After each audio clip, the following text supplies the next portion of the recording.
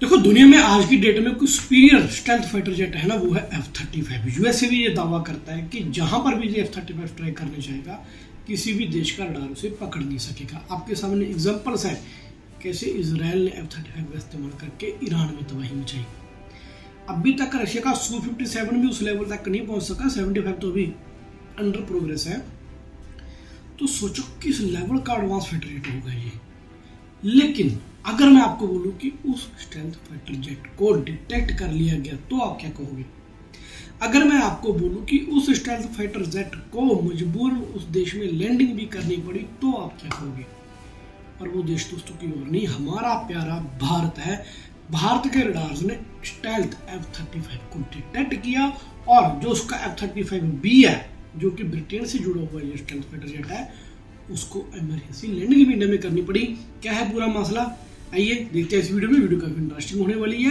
हमारे चैनल को लाइक कीजिए, शेयर कीजिए, सब्सक्राइब कीजिए। कल शाम से आधी दुनिया भारतीय वायुसेना के पीछे पड़ी हुई है और बाकी आधी F-35 स्टेल्थ लड़ाकू विमान के पीछे, और इसका कारण है ये फोटो। दरअसल ये फोटो है ब्रिटिश F-35 लड़ाकू विमान की, जिसे कल भारत के थिरुवनंतपुरम इंटरनेशनल एयरपोर्ट पर आपात यानी कि इमरजेंसी लैंडिंग करनी पड़ गई। इसका कारण ये था कि कल ब्रिटिश सेना का ये विमान ब्रिटेन के ही HMS queen Elizabeth aircraft carrier से उड़ान भरा था हिंद महासागर में, लेकिन ये थोड़ा ज्यादा दूर आ गया और इसमें इतना फ्यूल नहीं था कि ये वापस अपने एयरक्राफ्ट कैरियर पर उतर सके।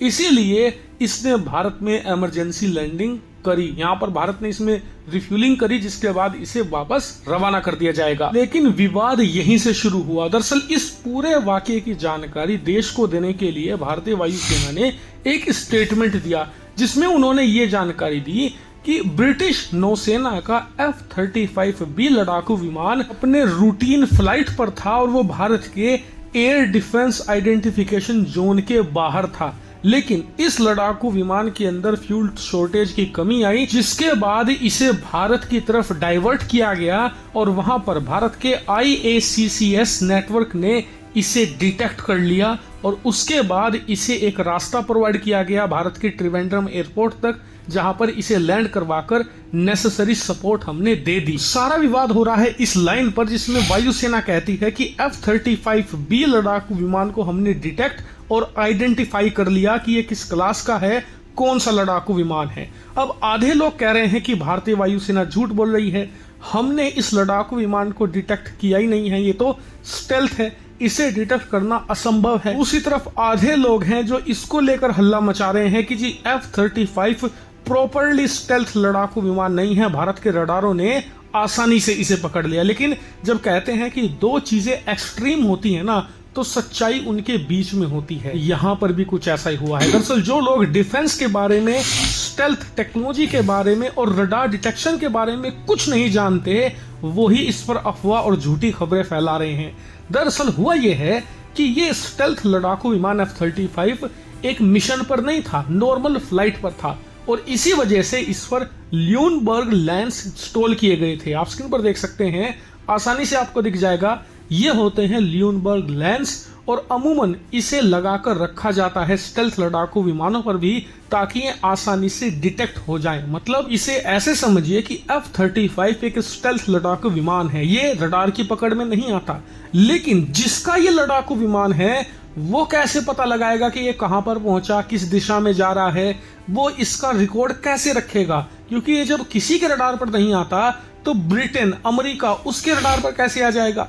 इसीलिए इसमें लगाए जाते हैं ल्यूमबर्ग लेंस, ताकि जिस देश का ये लड़ाकू विमान है वो देश इस पर नजर बनाए रख सके, इसे डिटेक्ट कर पाए किस दिशा में ये जा रहा है, पायलट इसे कहीं और तो नहीं लेकर जा रहा, इसकी प्रॉपर जांच होती रहती है। हाँ, जब F-35 मिशन पर जाएगा, यानी कि किसी देश में घुसकर जासूसी करेगा, किसी देश में घुसकर अटैक करेगा, सर्जिकल स्ट्राइक करेगा, तो ऐसी स्थिति में ये ल्यूमबर्ग लेंस हटा दिए जाते हैं और F-35 अपने बीस्ट मोड में आ जाता है, जहां पर इसे डिटेक्ट कर पाना नियर इम्पॉसिबल होता है। इससे आप समझ गए होंगे कि स्थिति क्या है।